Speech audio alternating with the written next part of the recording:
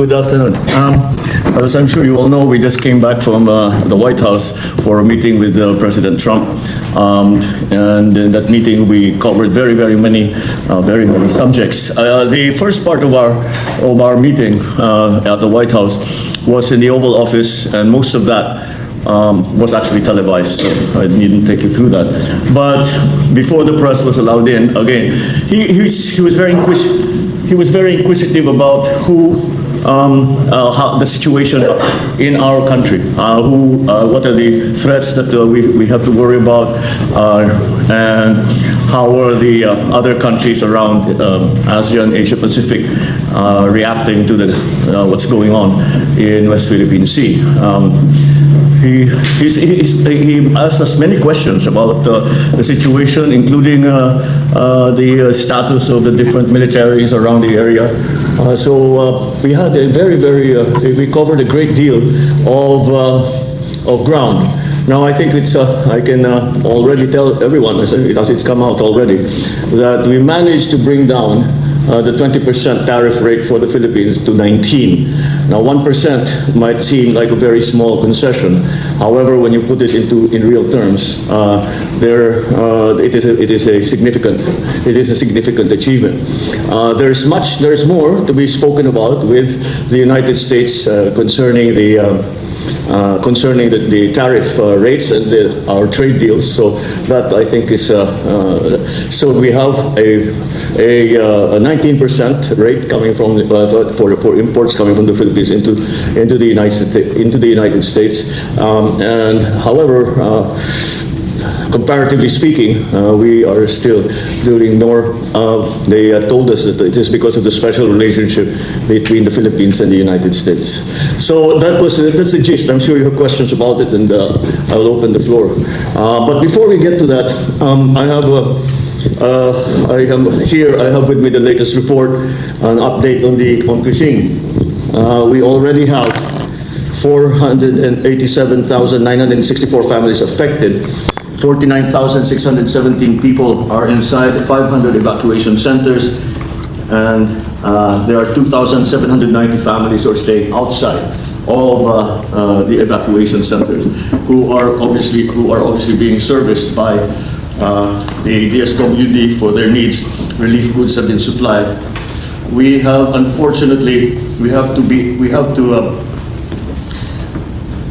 report the casualties. There are 6 dead so far, 5 injured, and we have 8 missing people. And the rains have not really stopped. The floods have not subsided in Metro Manila, especially in Metro Manila, pero kahit sa ibang lugar mo kung ganun din, meron pa rin flooding. 1,875 areas have reported flooding. Region 1, 2, 3, CAR, NCR, Calabarzon, Mimaropa, 5, 6, 7, 9, 10, and 11, 12, Caraga, and Barm. Debris incidents, fallen debris incidents, we have 9 rain-induced landslides, collapsed structures, etc. So I can provide you with these statistics later on. 1,486,876 people are being served either inside or outside evacuation centers. I've been to the casualties. The main cause for casualties were fallen trees, drowning, and flood currents. We still have 1,080 on the sales. The damage to infrastructure, the estimate thus far is at 4,742,667 and 75 centavos pa. But that is the estimate as of now. As you all know, that is still the immediate. The incident is not yet over. So loss to agriculture is estimated now at 134,655,000 pesos. Mimaropa alone is already 113 million in terms of losses. So we have been watching it from the start since we have left. we spent most of the morning going through this to try and make sure. Mukha naman magandang response ng mga teams natin. They have been able to provide the relief goods. They have been able to evacuate as many people as possible as needed to be evacuated. And so we are just hoping for the floods to subside, the rain to lessen, and the floods to subside, so that we can start again a cleanup process. All right, that's my statement to begin with. I'll open the floor to questions. Good afternoon, Mr. President. On tariffs, we also saw the post of President Trump on Truth Social. So he also indicated a lower tariff of 19%, as you said. Can we do something about the microphone? Thank you. Although he also said that the Philippines is going open market with the United States and zero tariffs. Can you elaborate more on this? He also said that The Philippines is going open market with the United States and well, zero there were tariffs. certain markets that they were asked to be open that are present that were presently in this right now are not open. The major areas that he said were automobiles. Because we have a tariff on American automobiles, we will open that market and no longer charge tariffs on that. So there's several, but also the other side of that is an increased importation from the United States for soy products, wheat products, and pharma, actually, medicines, para makamura naman yung maging mas mura yung gamot natin. So we are coming to those arrangements. There's still a lot of detail that needs to be worked out on the different products and the different exports and imports. But basically, that's now our template. That's what we are following, is a 19% tariff rate on Philippine goods that are imported into the United States. But Mr. President, isn't the Philippines getting the shorter end of the stick here by having still higher tariffs from 17%? It's still higher. It's still higher at 19%, whereas we're giving them zero tariffs for certain sectors. Well, that's how negotiations go. We came here, when we arrived in Washington, tariff rates were 20. So why it came up from 17 to 20 is an internal matter with the United States government. So the number that we had to work with was 20. So we tried very hard to see what we can do. We managed the 1% decrease in tariff rates. Mr. President, a follow-up on the tariffs. First, before I ask about the ammunition hub, the U.S. ranks as the Philippines' biggest import market, or rather export market, and yet it ranks only as 6th when it comes to imports, with China being our number 1 source of importation. How do you intend to address that deficit, considering that the deficit... Which deficit? The deficit between... With the U.S. or with China? With the U.S., sir. Let me give you the figures first, but let me just find the page very, very quickly. Sorry for the delays. No, I mean, which deficits are you talking about? Sir, there is How do we plan to reduce the deficits? Yes, sir, there is a big trade deficit between the U.S. and the Philippines. As of 2024 data, we have a 4.9 billion Yes, that's deficit. okay. Yes. We have the same number. Yeah. Yes, sir. It's up by 21.8% from 2023. How do you intend to address that deficit so that tariffs may hopefully be pulled down further from 19%? Exactly, as I said, we will. I suppose it is a living thing. Maybe we can go back to this if the markets around the world are able to adjust. But the way what really is to offset the trade of balance deficit that we have, and that is by increasing imports from the United States. That's part of the new regime that we will be following in terms of trade with the United States. Sir, my original topic that I have listed, the U.S. ammunition hub that is planned in Subic. How is this related? Is this actually even related to your meeting with the CIA and with the defense? What are the particulars that were already in place with regard to that planned ammunition hub in Subic? I don't think anything was on that subject. We didn't do any work on that. That had been decided a long time ago. Not naman a year ago, but almost a year ago. We decided to. We already had decided, and like I answered when we were in the Oval Office, kasama ito, tinutulungan tayo ng mga Amerikano sa SRDP natin, as our Self-Reliance Defense Program. That's really something that we were going to do anyway. Kahit wala tayong katulong, gagawin talaga natin yun. They've offered to help, so. Sir, do we have figures as to how many jobs it will actually create once that hub is already finalized? And how do you intend to face threats or warnings from China, considering that we expect them not to react positively with this development in Subic as well as the Luzon corridor? Well, before we get to your question, the jobs, there's been much comment and say that the infrastructures, military infrastructures, and the programs that we are initiating will make us a target for China. Are we not already a target for China? So I think that what we have to be thinking about is protecting the Philippines. All right? Sir, John from the Daily Tribune. Sir, may we know if there were any agreements or on the defense and security areas that has been signed between you and President Trump in your earlier meeting with him? And if that's the case, we also wanted to clarify there's a line in U.S. Defense Chief Pete Hegseth remarks from your meeting with him yesterday. He said that we are also deploying a new cutting-edge missiles and unmanned system and revitalizing defense industrial bases. Maybe can you elaborate more on that, sir? Yeah. Before I do that, let's go back to your jobs question.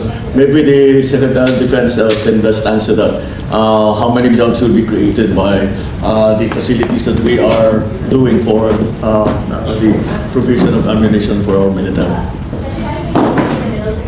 Dito ka. I believe the original concept, although it is funded by the US Congress, it will be FDI, so it's a foreign direct investment concept. We can envision a private entity going about it on a commercial basis so that they can hire people on a commercial basis. Depending on the scale, initially about 200 to 300 people, highly technical people. But then there are downstream industries. Of course, they will have to build access to port facilities. It will regenerate revenue on a commercial basis for Subic. It will increase our trade flows. So that is an example of US government-sponsored foreign direct investment to help our people and our self-reliance too. So that will also cater to commonality of production of munitions, which is a worldwide shortage at this time, of all calibers, whether direct fire or indirect fire. And as we go on, we will review the business proposal because it is on a business case basis, being foreign direct investment. And then after we finalize the details, we will have more to report. All right, and to your question now, we stay here first because this relates. As a matter of fact, there were during the meetings there were no agreements that were up for discussion at that time. Kasi sandali lang, and actually the Secretary Gilbert, yes, Secretary Gilbert and the other cabinet secretaries came ahead. Some of them were here the 17th, more or less around there. So marami na silang napag-usapan.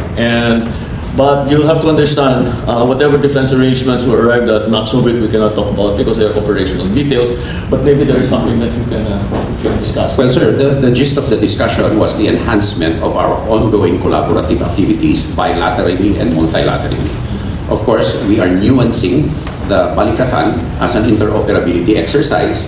That being the case too, it also readies the armed forces of the Philippines to adapt to new skill sets, face new threats and challenges, and ultimately acquire the necessary infrastructure for introducing new systems, including deterrent systems. And so this is a major part of the takeaways from this trip, the enhanced cooperation, including assurance of support for our continuing modernization of the military, our armed forces through the Philippine Security Sector Assistance Roadmap and the Philippine Enhanced Resiliency Act. And we're very thankful for the continued advocacy of the Trump administration for it in connection with the US legislature under the leadership of President Marcos.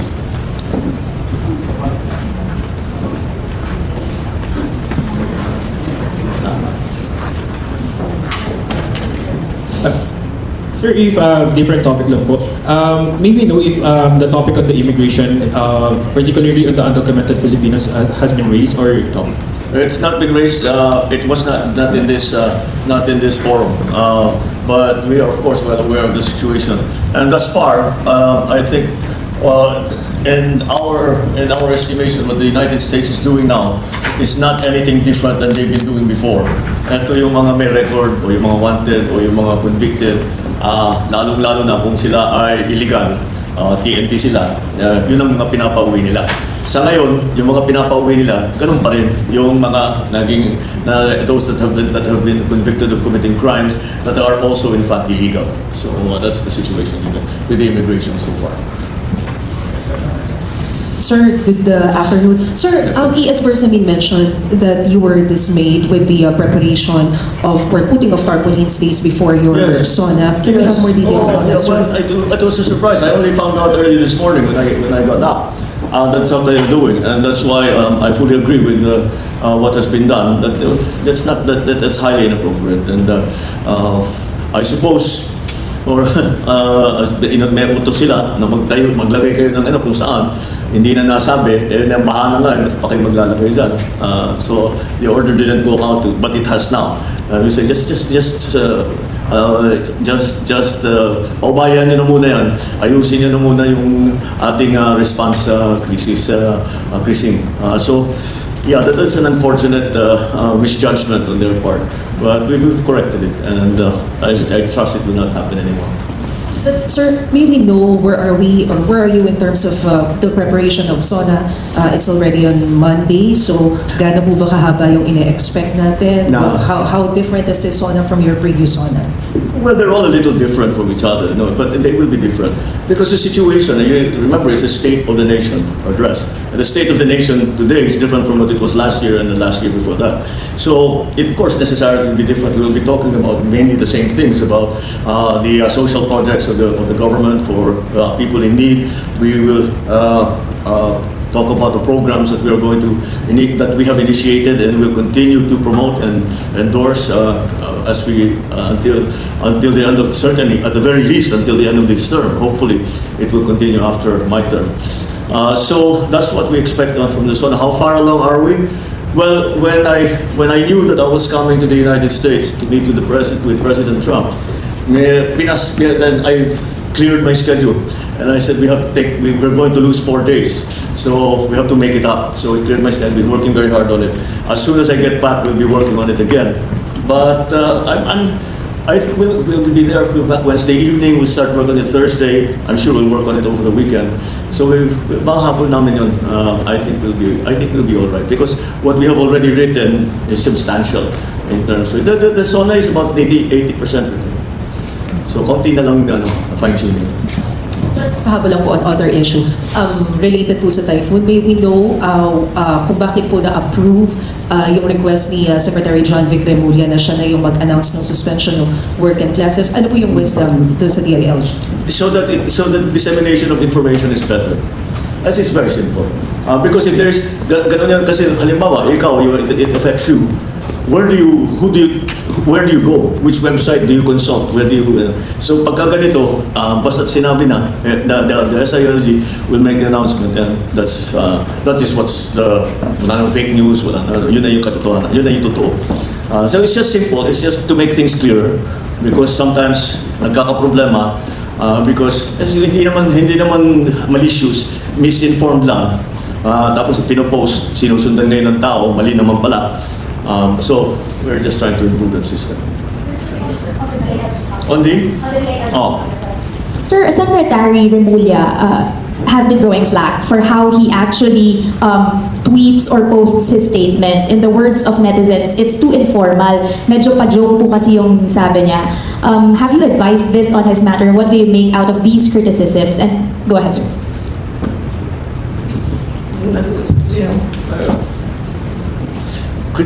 People criticize me for the way I speak. That's the way I speak. That's the way he speaks. As long as he gets the message across, that's what it's for. That's what all of these postings are for. It gets some information across, and as long as he achieves that, then he manages to do what he sets out to do. I am not a I'm not exactly a judge of, how do you say, literary style. I don't know how you want to put it. So that's really, I would consider that out of my purview. Good afternoon, Mr. President. As you assess the administration this year, as we will hear on Monday in your address, and given your consistent performance review, are there changes or what are the changes you want to make, and can we get an update on the performance review, sir? Wait for the Sona. Ikaw naman. You'll steal my thunder. Mawawala yung ano ko. Well, no, wait. And then, like I said, hindi pa naman tapos. So, but I think that everything all that we need to impart to the people will be in the Sona, in the speech in the Sona. Yeah. Yes, sir. Sandra po from GMA7. Mr. President, there was mention of U.S. assistance, especially the armed forces of the United States helping us with the relief operations, and maybe get more information how are we going to operationalize, for instance, the use of EDCA sites, and are they going to bring in relief goods or equipment perhaps to help us? The answer is simply yes, all of that. As a matter of fact, Admiral Paparo, the commander of the Indo-Pacific Command of the United States, left early upon our suggestion na makabalik na siya para maumpisahan na ang pagdala ng tulong para sa ating mga naging biktima dito sa Krising. And I know that, I think he spoke to Secretary Gilbert this morning and last night, and sabi na nag-umpisa na. So maybe you can feel fleshed out. The EDCA sites that are up and running, namely Fort Magsaysay, do contain relief goods already repositioned. Now, what we need, as of this time, not yet, but we foresee, because of the merging of the two tropical depressions and the incoming monsoons, that we will need their assistance in terms of airlift and other capabilities. And so Admiral Paparo is coordinating with General Bronner, our J3, and the Indo-PACOM's J3 operations are already coordinating so that the needed capabilities are brought in. But I repeat that there are relief goods in place already that have been prepositioned by the U.S. government. Now, it is the mobility assistance that we do need. We do have sufficient Black Hawks in order to lift areas, goods to vulnerable areas when conditions permit. But if we need to do it on a higher scale, for example, like what happened in Naga City last year, which we need to plan for, we have to have the coordinated mechanisms for easy deployment of these capabilities. Every deployment, mind you, is very costly on both our side and their side, more so on their side, because these capabilities are coming out of the theater into the theater. So they entail considerable costs. Therefore, even on our utilization of our own air assets, this has to be coordinated so that we make maximum use of the asset and do not waste cargo space and flying time and ship time. We will also have assistance, because we need the assistance and the coordination first, before assistance, coordination. On mobility, because our road network sometimes cannot carry heavy loads. So we need to airlift them. We need the V-22 Ospreys. We need the Chinooks. If ever there comes a time, which we anticipate because the rates will come, that we will need a coordinated response. So that needs advanced planning, hence Admiral Paparo's return to Hawaii and General Bronner's constant communication with him. If you remember, when I visited the repacking plant, if you want to call it that, of the DSWD, we were saying that ready already when I first came into office, the reserves in terms of relief food packs was 550,000. That has now been increased to 3 million. And I bring it up only to further illustrate how EDCA is being used for HADR.